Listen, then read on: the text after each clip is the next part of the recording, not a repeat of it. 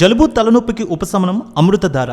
ఈ అమృతధార అన్ని ayurvedic medical షాపుల్లో దొరుకుతుంది. అమృతధార హోల్సేల్ గా కావాల్సిన వారు స్క్రీన్ మీద కనిపిస్తున్న నెంబర్ కి కాల్ చేసి సంప్రదించవచ్చు. ఆన్లైన్ లో కూడా మీరు ఆర్డర్ చేసుకోవచ్చు.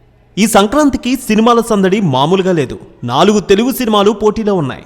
ఇక అభిమానులు కూడా తమ హీరో సినిమా రికార్డు క్రియేట్ చేస్తుందని ఆశలు పెట్టుకున్నారు. సోషల్ మీడియా వేదికగా చర్చ చేస్తున్నారు.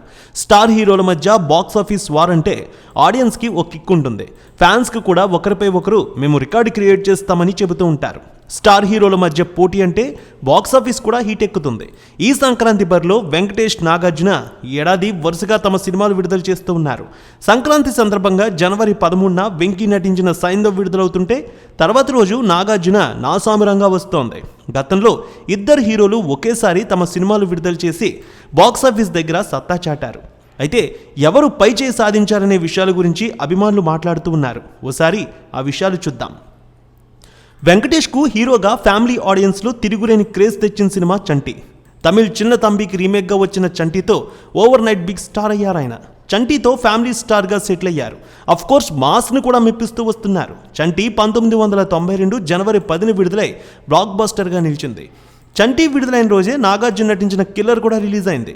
మలయాళ దర్శకుడు ఫాజిల్ రూపొందించిన ఈ మూవీ తెలుగు ప్రేక్షకులకు పెద్దగా కనెక్ట్ అవ్వలేదు. ఒక కొత్త ప్రయత్నం అయితే అనిపించుకుంది. సంక్రాంతి అంటే ఫ్యామిలీ ఆడియన్స్ది కాబట్టి ఆ మూవీ ప్రపంచం ముందు కిల్లర్ జస్ట్ హిట్ అనే మాటకి పరిమితమైంది.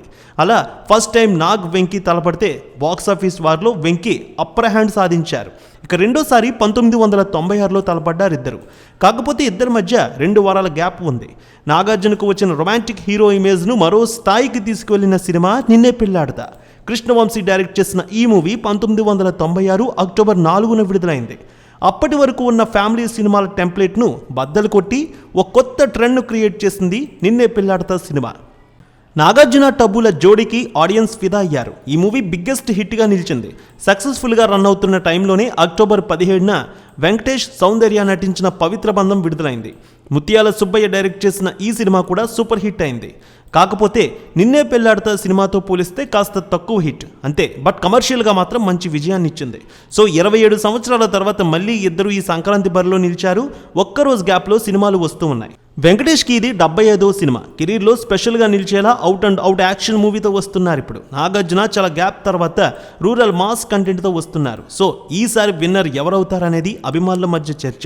కానీ సినిమా అభిమానిగా మాత్రం ఇద్దరు విజేతలుగా నిలవాలనేది మా కోరిక. మీరు అదే కోరుకుంటున్నారా? ఇద్దరి సినిమాల్లో ఏ సినిమా కోసం మీరు వెయిట్ చేస్తున్నారో కామెంట్లో తెలియచేయండి.